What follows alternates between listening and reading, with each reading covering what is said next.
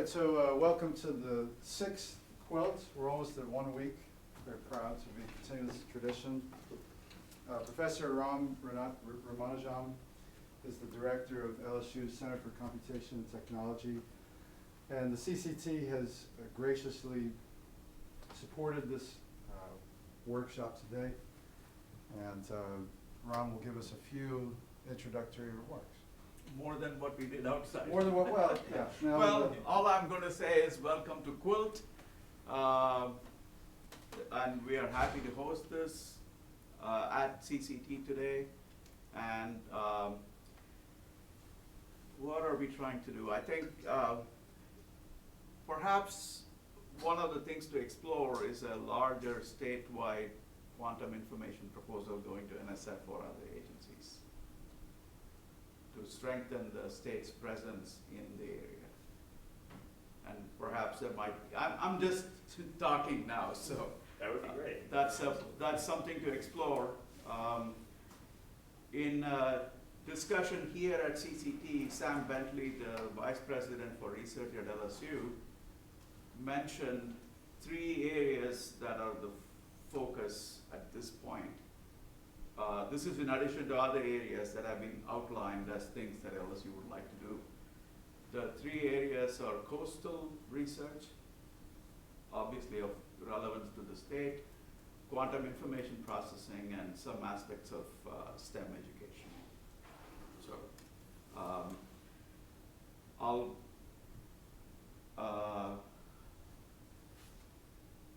perhaps some of you I'll try to set up a meeting with the Board of Regents person by name Mike Kansari, who's a faculty at LSU, who's handling the Board of Regents programs.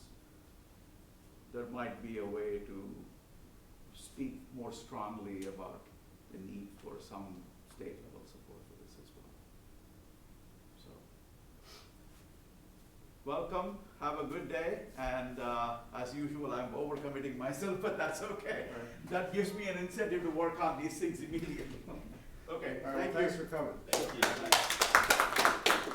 Okay, so our first speaker is Dr. Shafura Sharifi. Recently defended her PhD thesis. She will talk about her work with John Dowling and others, design of microresonators to minimize thermal noise below the standard quantum limit. If you could.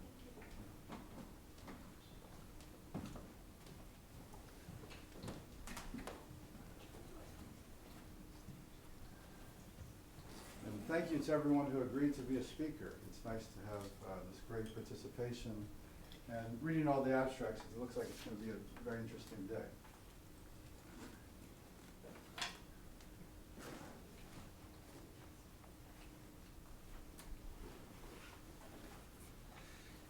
I guess you've been reading the news like crazy, but just be careful. Don't shake hands, wash hands. Maybe don't even sit next to each other and wave to each other from a distance. Yeah, unfortunately, we have the today first case morning of- CNN says that they detect the first coronavirus at Louisiana. Yeah. It was yesterday. So, welcome, coronavirus.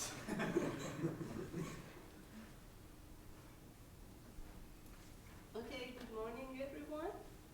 So, welcome to 6th Qual Day at LSU. Today my presentation is about design of microresonators to minimize thermal noise below the standard quantum limit. This is the work I collaborate with LIGO Group and Dr. Thomas Corby, which I really honored to. So after the famous Albert Einstein paper in 1915, the LIGO gravitational wave detector in Livingston and Hanford had their first detection in 2015, which was open a big door to this area. So here I show a very basic microsound interferometer with resonance arc cavity. So after the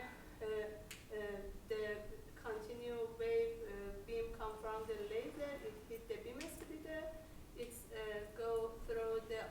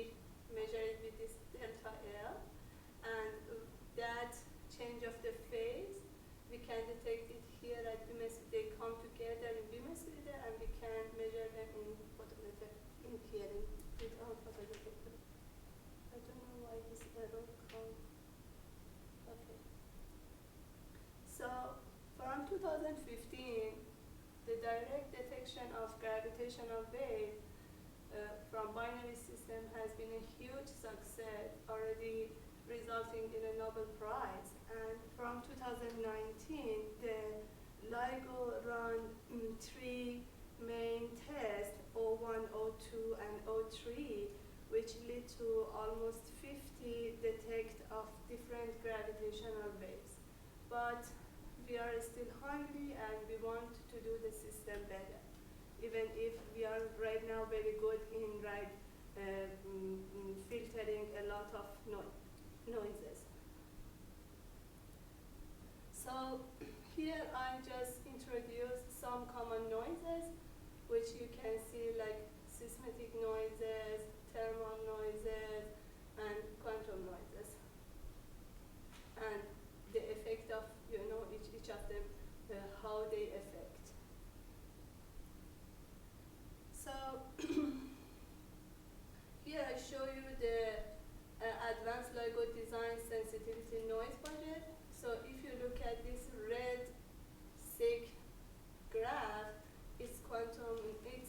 look at this black graph come from total noise. It is total noise. It mostly come from quantum noise in most of the frequency. So this quantum noise, we can divide it into two kind of noise, which is shot noise and quantum radiation pressure noise. So shot noise come from the nature of the light. When we detect the light, we have some error to counting the photon, which we name it shot noise. And we can make the shot noise better by increase the power. And quantum radiation pressure noise is when the light back from the mirror, it carries some momentum, which that momentum we name them quantum radiation pressure noise.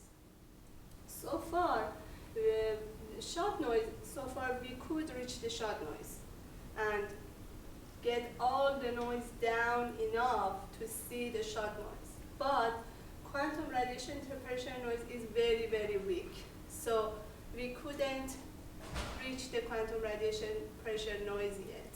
So our goal is to decrease other noise as much as help us to see the quantum radiation pressure noise, because we expecting that in future LIGO, this noise will stop us.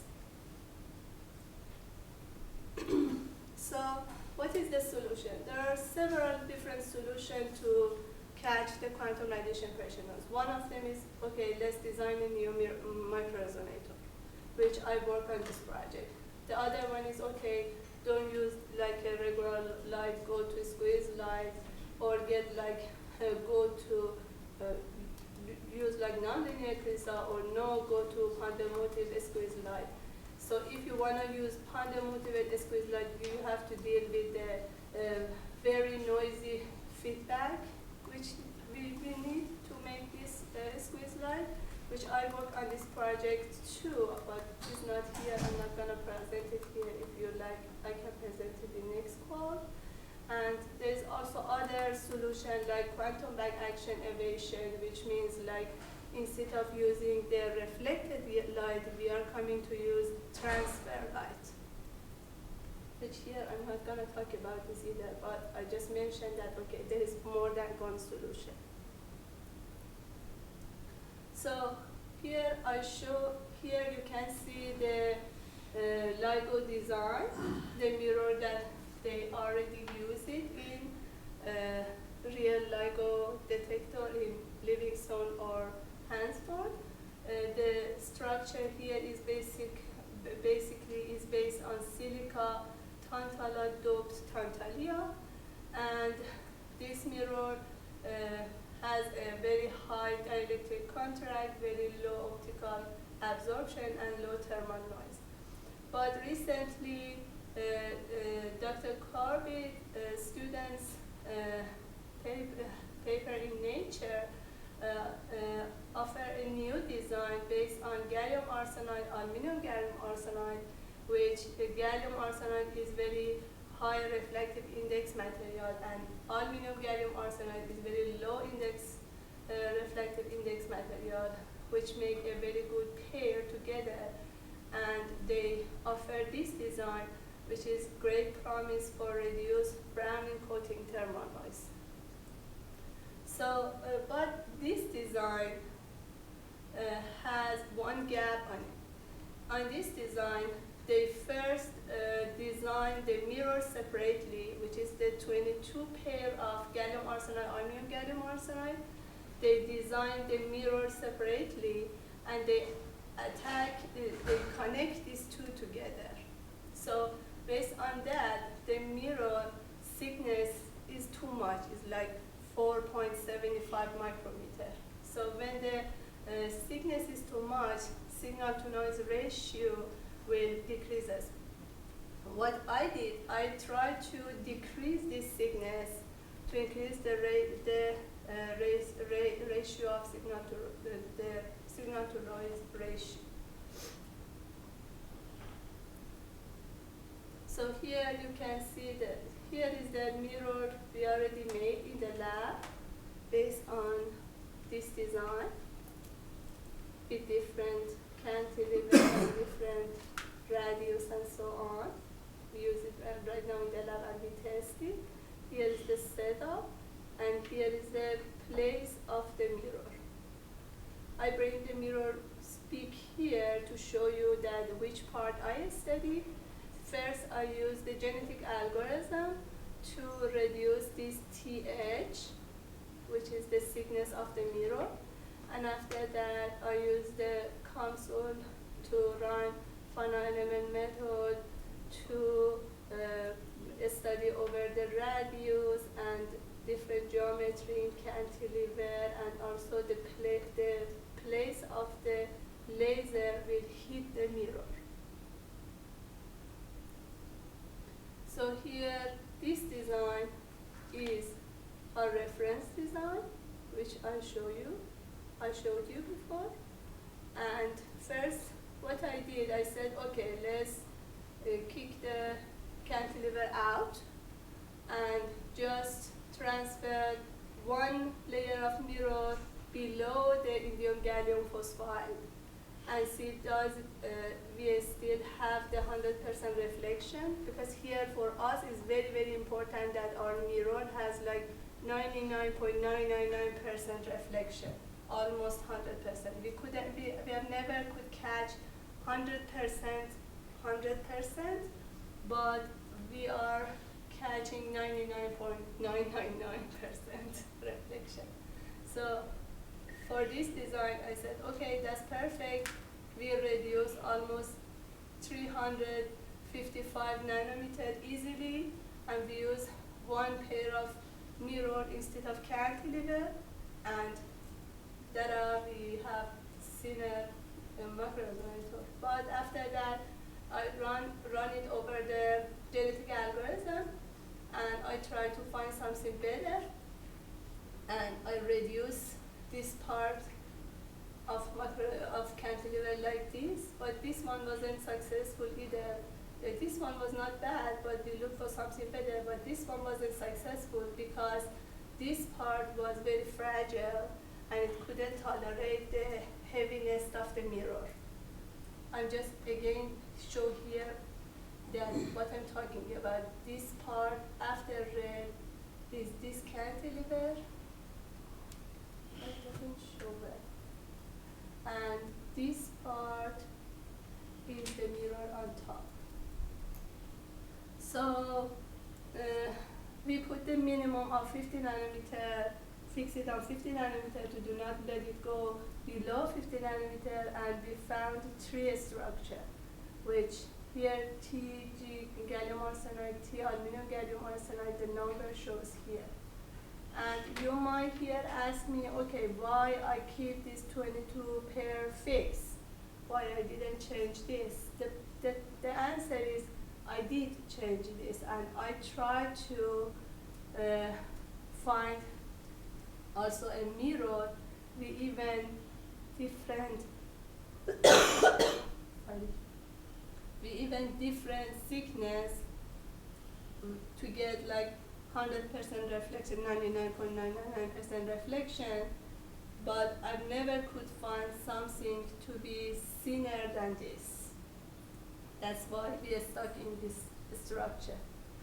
And we just play with the one we shifted over after indium gallium phosphide, and we use it as a cantilever as well. Yeah. But when you say you tried something, what do Uh-huh. you mean?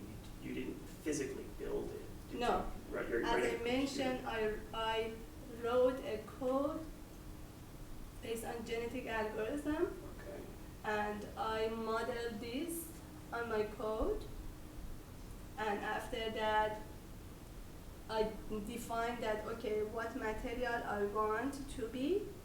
And after that, I let the genetic algorithm to run to find the thickness based on the reflection I want.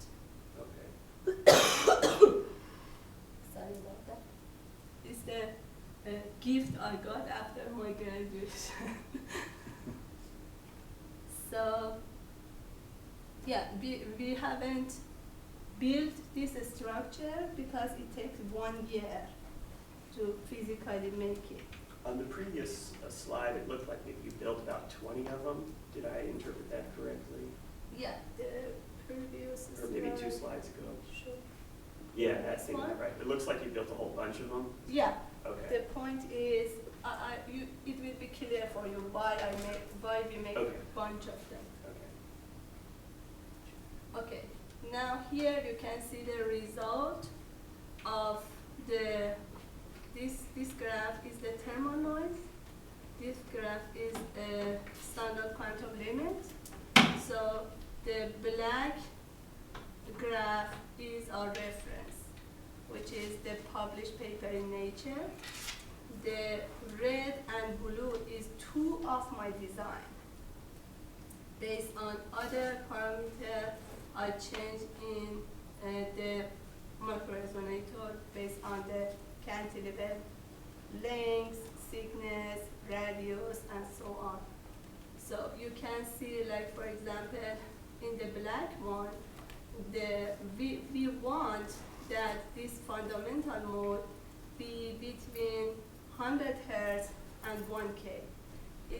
If it is below 100K, the structure will be very fragile. If it is above 1K, 100 Hertz, 1K. If it's above 1K, the thermal noise is a lot.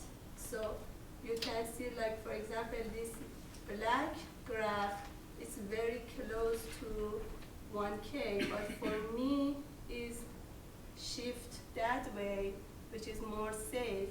It means we have low thermal noise, but we still have enough distance of the 100 Hertz, which is the boundary of being fragile, having fragile microresonator. And also, if you see the black graph, it has several modes, like 1, 2, 3, 4, 5, and 5 is look like it's exactly at the middle of what I detect. But for me, it's like 1, 2, and we have like 3 here. Fundamental mode, VR mode, and pitch mode is here, which is a good succeed, and we have more space below the SQL, which gives us more freedom to do our measurement. Here is I draw the SQL over thermal noise ratio based on frequency, which is basically this part, to make it easier for me to do a study over other geometry of the microresonator, and I define Rmax, FAL, FMax, and FH like this. So here also you can see how much is the difference between my design and the previous design. So here I did a study, so from now we are going to keep the thickness constant because we found it based on genetic algorithm. We know it's the best thickness. We shouldn't touch the thickness anymore, means this one, because if we touch it, we are gonna lose our reflection. But we can start play with like lengths of cantilever, R, and other parameter to find, based on changing this parameter, which one give us the better answer and which one help us to have better microresonator in overall. Because when I change the thickness, it means that the previous design of the length is not good for our design now. So if you do a study over the length, here you can see this way is frequency, this way is the length of microresonator. So you can see by increase the length of microresonator, the mode are decreasing, which what we want. And the Rmax, here is Rmax, which you have to see this graph is increasing, which what we want from 103 to 4.6. And also Fmax, we want it to be decreased, which beautifully decreased by increase the length. And you can see here FAL and BWE, which increase the BWE we have and decrease the FAL by increasing the L. I did the same study for width and also for size of the mirror pad, and I found that okay, if I decrease the width, I'm gonna get a better answer, and if I increase the R, it will give me the better answer. But here it's not gonna go like forever give me the better answer. Like up to L22 micrometer was the best result. After that it start to act vice versa. And also I found that the R, the dependency of Rmax, Fmax, and FL and PW due to the mirror pad radius is not monotonic due to different shift in the frequency of the fundamental pitch and force mode. Also here you can see if we shift the place of the laser, means don't hit the laser exactly at the middle of the mirror, just shift it up and down. What's gonna happen is it doesn't affect on resonant frequency, but it affects the sharpness of the frequency, which you can see by increasing the L, but the Y, it gets sharper, which means it gives me more space below the skewer, which was really good. And I also increased it as much as found that, okay, when it's the boundary, and I found that, okay, 5.75 is the best. If you go over 5.75, it starts to act exactly vice versa. So now let's back to your question. You asked me why we have a lot.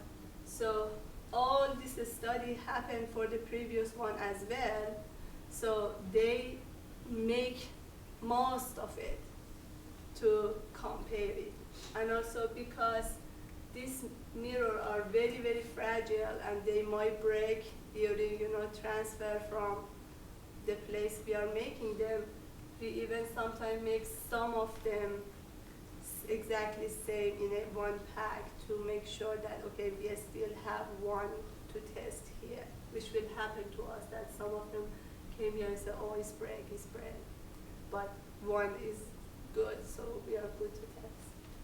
So you can see that, like, for example, they have like different R change or different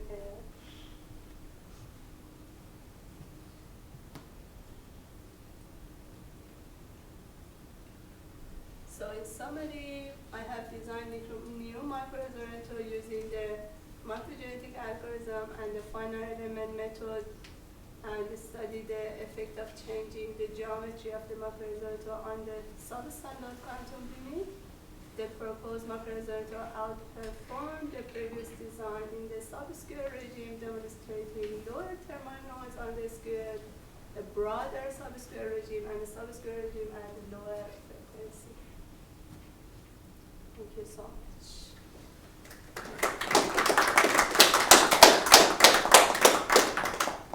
ready to talk?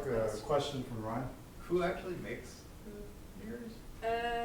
Like, I mean, is it LSU? No, it's one of Dr. Corbett's former students. His name is Dr. Cole. I'm not sure where he is. I don't want to say anything, but I guess he's in Germany. Okay. I guess so. And he has a manufacturing stuff to be at this. Do you know why it takes so long? No, I don't know.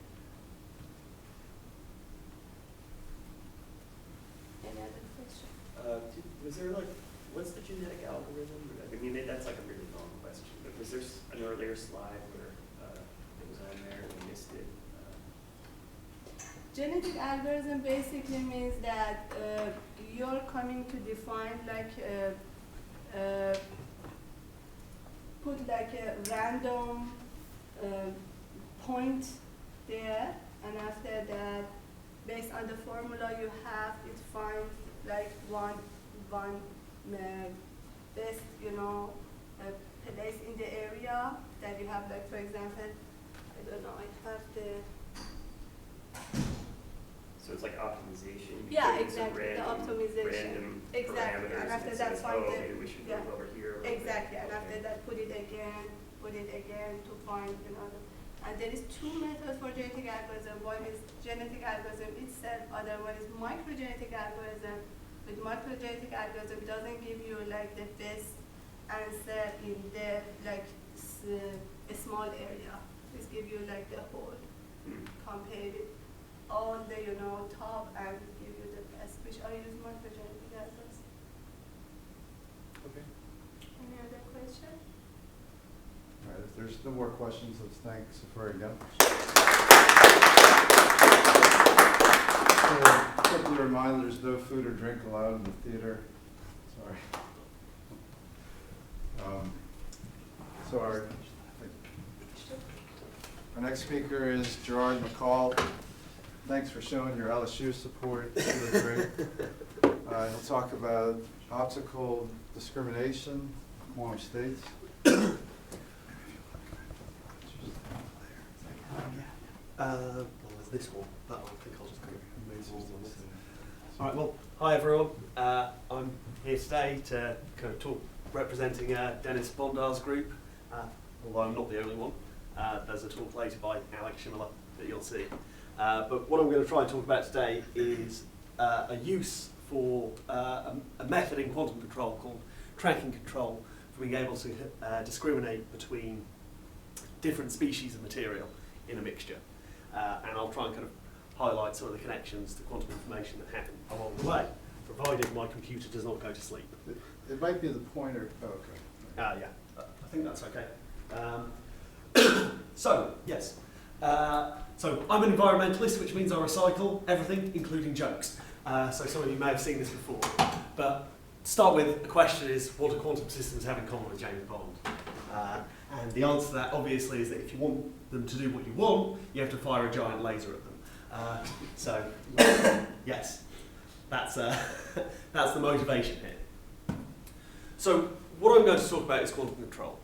And to give some context about this, you can think about quantum control in three broad categories.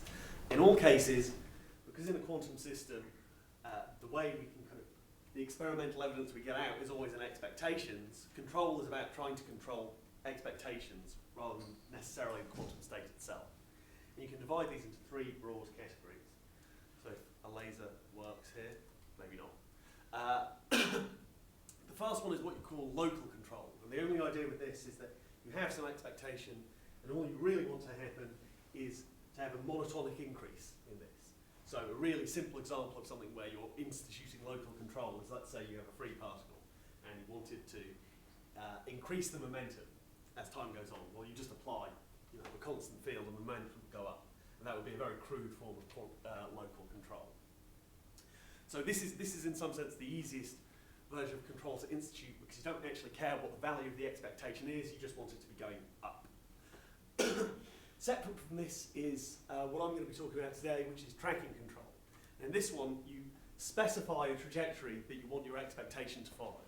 So in some sense, you can almost think of it as a kind of time-dependent version of local control, whereas with local control, you just want something to go up and you don't really care about the time dynamics. With tracking control, you're trying to put the expectation at a precise point at each point in the, at a precise value in each point in the evolution.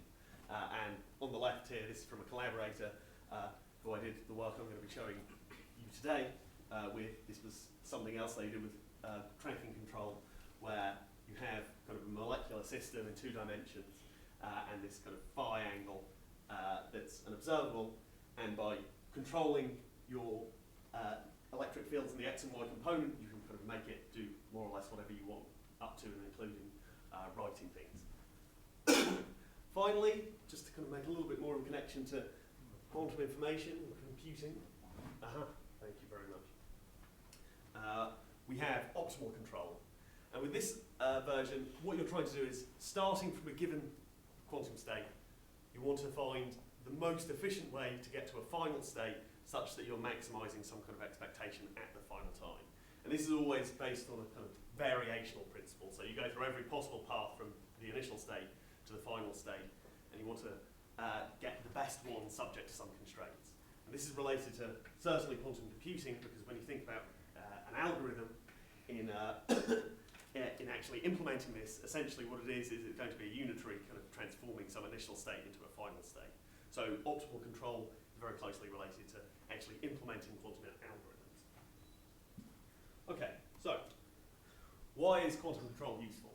Well, specifically in the concept of tracking control, if you can control expectations, especially if they're order parameters, that gives you, in a sense, an indirect control on the phases of matter in a system. And so if you're able to do this, you can kind of think about dynamically driven phases of matter, so things like optically induced superconductivity. Just to give you a final kind of thing on tracking control, the specifics here aren't too important, but I just want to give you an overview of how tracking control would work. So you would start with some target expectation. So in this instance, it's the current. And within your system, you have some control field, say phi, and it's coupled to some other Hamiltonian. The idea is that what you want to do is you want to find an expression for your control field in terms of the expectation that you're trying to track. Because at that point, you can just kind of put in the trajectory you want for this. This gives you an answer for what your control field should be. And when you then substitute this into your Hamiltonian, you can then use it to propagate the system wave function. The trick with this is that this depends on other expectations of the system state. So what you end up with when you kind of look at this, you need to calculate some system expectation. This would go into your expression for your control field as well as your expectation. And so effectively the evolution equation you have for all of this is non-linear in the sense that it depends. If I were to kind of put in here explicitly, you'd see expectations of psi in here. So this is for a specific model, but the general idea is quite generic for tracking control. Put this in, find an expression for the control field based on the expectation, and then evolve using that.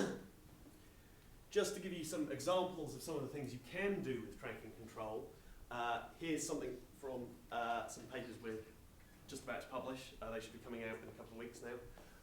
But let's take a couple of examples. So this is in something called the Hubbard model, where you have 2 parameters, u and t naught, and it's the ratio between them that determines the phase of matter, if you like. So in the Hubbard model, you have a conductor when this ratio is 0, and then for all finite values, it's an insulator.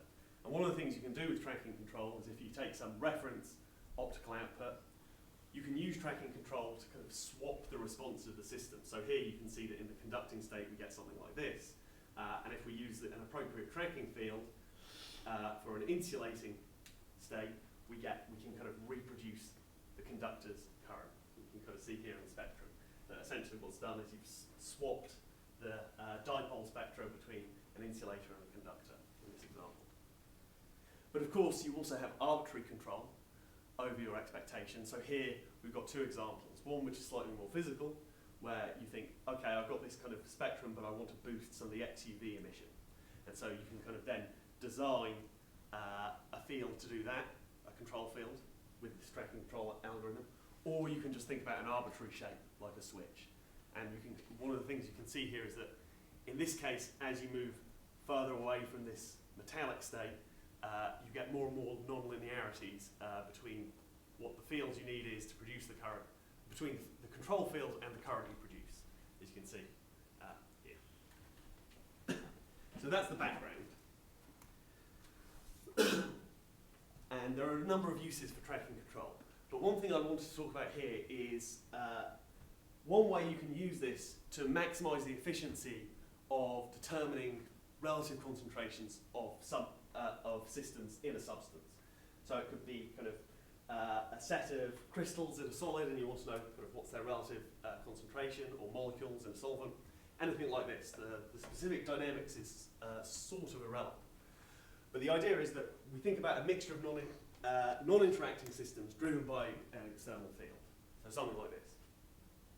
So we have this mixture with relative concentrations of these different systems, and they don't interact, but each of them has their own optical response. And so what you get out at the end is going to be some summation of all of these things with their relative concentrations.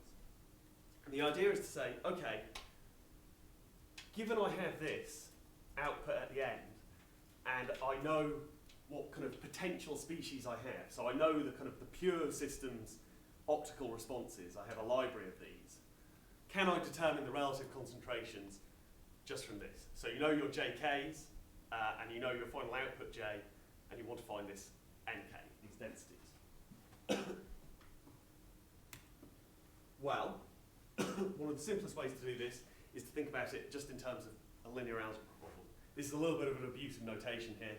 I've written it as a vector, but really you can imagine that you have something that for each time point you have the current at that time. So this is going to be a very rectangular matrix, really. But the overall current is going to be given by these relative concentrations, and then this library of your kind of pure optical responses. And so looking at it like this, you would say, okay, this is a really easy problem, right? That all you do is you have to find the inverse of this matrix, and that would automatically give you the concentrations. So you have your output, and then you have this matrix that you want to invert, and that should give you all the concentrations. There is a problem with this, however. And that's mainly that you have a lot of time points and you have n species, and this becomes a kind of very rectangular matrix. And it means that the problem is kind of massively overdetermined.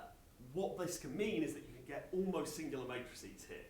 So when you try to do a direct inversion, what you'll find is that any numerical job, like any pseudo-inverse, anything like this, won't do a very good job. So, and what this ends up leading to is quite large errors in the determination of your relative concentrations. So if you have individual systems which have very similar optical responses, you get quite large errors in kind of determining what their concentrations are. One way of characterizing how difficult this sort of matrix is to invert is by the condition number, which is the ratio between the largest singular value of the matrix and the smallest. So the bigger this gets, the harder the matrix is to invert, and while you can invert it, the bigger the errors you'll get in the concentrations you end up with, as we can see here. So where does tracking control come into this? Well, what we'd like to do is we'd like to minimize these errors. And so the way to do this is we want to kind of maximize the distinguishability between the individual optical responses in your mixture. So if we have some set of, say, 5 species of molecule in a mixture, and we want to know their relative concentrations, we can't change their intrinsic response, because that's what the material is.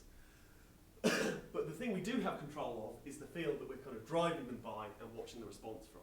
Now in the kind of simple example before, I just took a transform limited pulse, and you get all of these responses. It turns out that this is with this output, it's quite hard to get the N0, N1, N2. But we have control over the pulse, and I've already been talking about tracking control, so hopefully there's a connection is kind of becoming more clear now. That if we use tracking control to design a pulse, we can kind of maximize the distinguishability between species and minimize this error in the inversion. So what is our strategy for this? What's the easiest way to kind of maximize the distinguishability? So if we start with a kind of pump pulse, just to make sure that there is an optical output, we can think about these 3. I'm taking 3 species as an example here, but it scales very well, this algorithm. So you start with a pump pulse and you see, okay, there's some response in all of them. The trick then is to use tracking control to determine you pick some species, you say, for the next time period after the pulse, what I want to do is I want to send the optical response of this species just to 0. So this then is kind of using tracking control on what I've already seen. I take this point, and then I just evolve for some time using tracking that makes this current 0. And then once I've got that field, I can evolve all the others in the same way, up to some determined time period. So taking kind of some base frequency and saying I'm doing 1 period for each of these parts. That didn't really make sense. So once I've done this first species with tracking and found what the responses of the other ones are to the field I derived, I now change it. Now I track the second species after this. So now I'm tracking so that the second species optical response at this time goes to 0. And once I get that tracking field, I then evolve all of the others. I'm aware that with the black lines, these look like discontinuities, but they're not. There is kind of, they're just quite steep changes around these points. So then finally, you can imagine I have a third species, and then I just decide, well, now I'm setting this third species to 0. And so it doesn't matter how many kind of internal species you have, what you want to do is you want to try and build up a library of everything that you could possibly have in your mixture, and then design a single pulse so that you know at different times, different species responses will be set to 0. And it might not be totally clear why this would matter, but it turns out that when you do this, okay, you get a much different looking pulse, but then you're guaranteed that at different times your optical response is 0.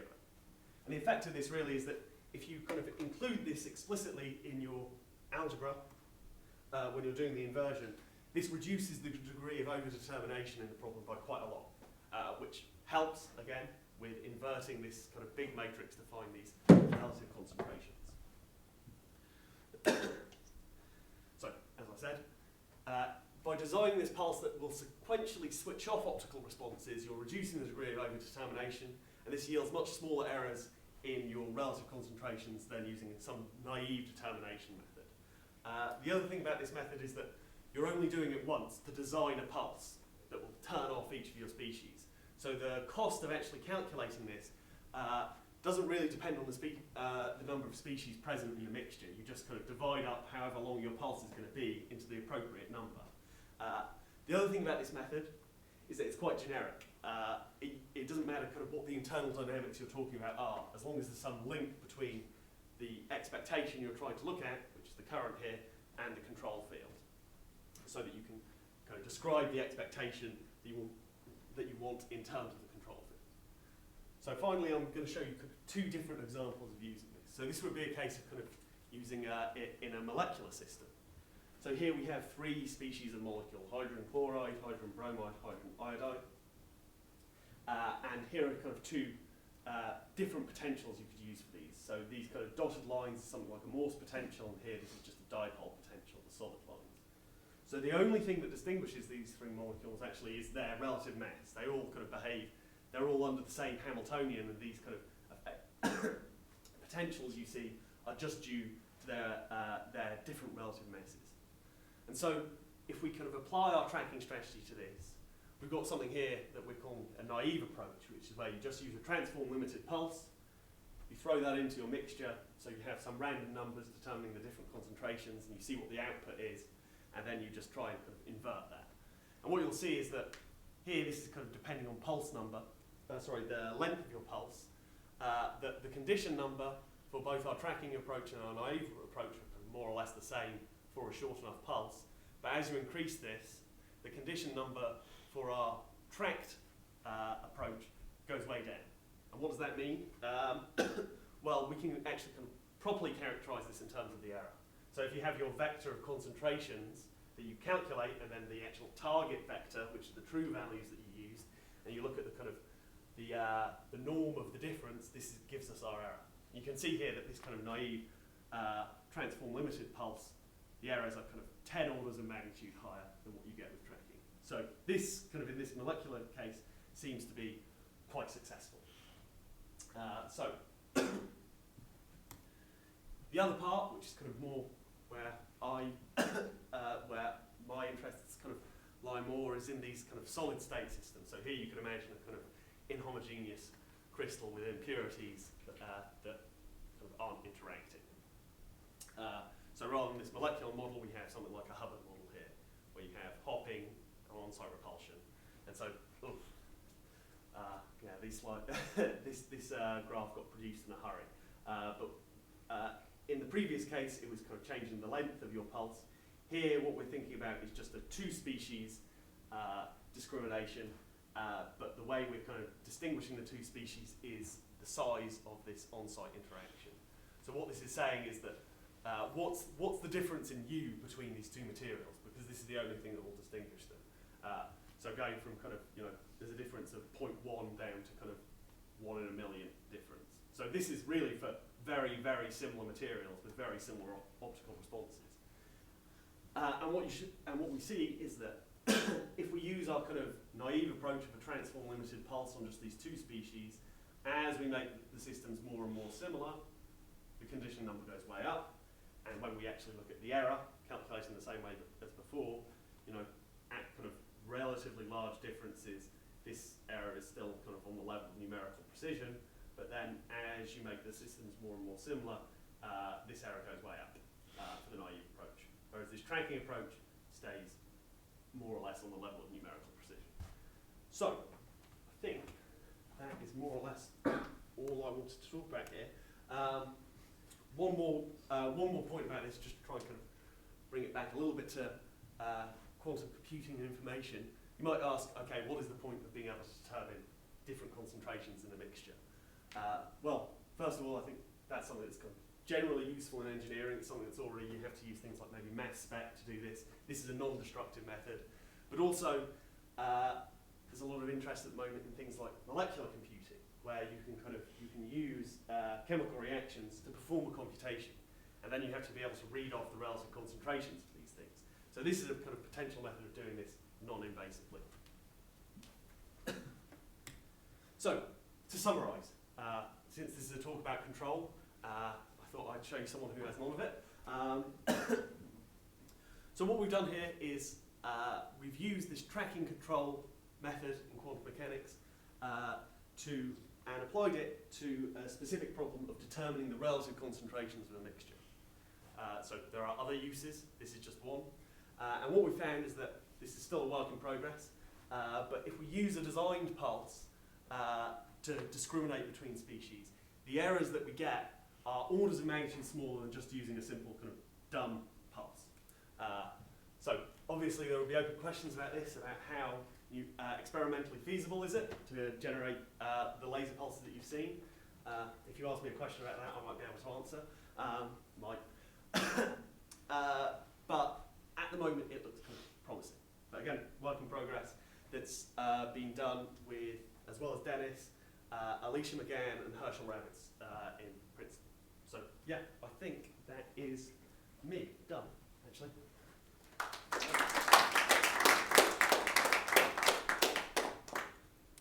Questions for Gerard? Sure. In general, if you have a complicated signal and you're trying to break it down into just sine wave constituents, you would take a Fourier transform, right? Yes, but it's not trying to kind of break down the frequency components. It's trying to kind of, because each of the species may have a kind of unusual optical response. It wouldn't just be that one species produces one frequency, so they all have their own. Basically, what I'm asking is, those individual components are just determined by experiments? There's nothing...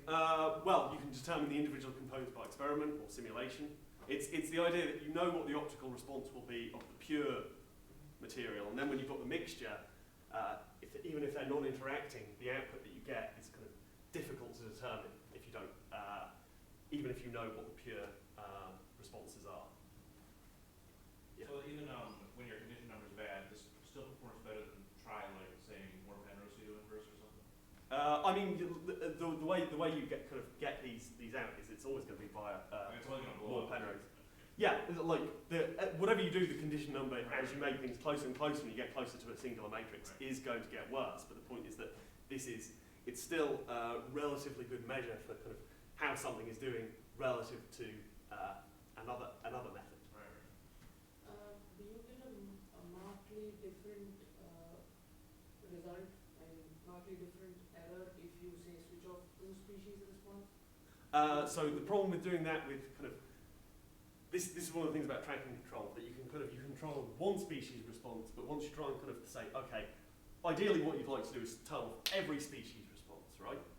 But in order to do this, each species is going to respond to the field differently. So you would need to kind of figure out a way of kind of collecting all of the responses and being able to collectively turn that off. It's relatively easy to do for one system because you can just kind of put tracking control on one response. But if you're trying to kind of put tracking control on all of the responses at once, well, they're going to have different states and it may not be possible. It's something we looked into for a bit, but it seems difficult to do. Another Is, question? is the pulse that you get, is they unique? Is the pulse unique? That's a good question. And actually, it depends on how big the pulse is. So one of the things that we found, at least intensity. Oh, okay. So one of the things we actually found with this, at least in solid state systems, that when you do the analysis of this tracking control, you can prove that there's a unique evolution, provided that the intensity at your phase doesn't cross kind of pi over 2 or minus pi over 2. And the thing is, every time it crosses one of those points, you actually get a new solution. So certainly, depending on the kind of the intensity of your initial pump pulse, and then kind of the systems you're looking at, it may or may not be unique, but we have a way of enumerating how many solutions there are, in fact. In fact, there is a trade-off between intensity and frequencies that you get. Okay. All right, thanks for getting us back on track with the program schedule. Thank Gerard.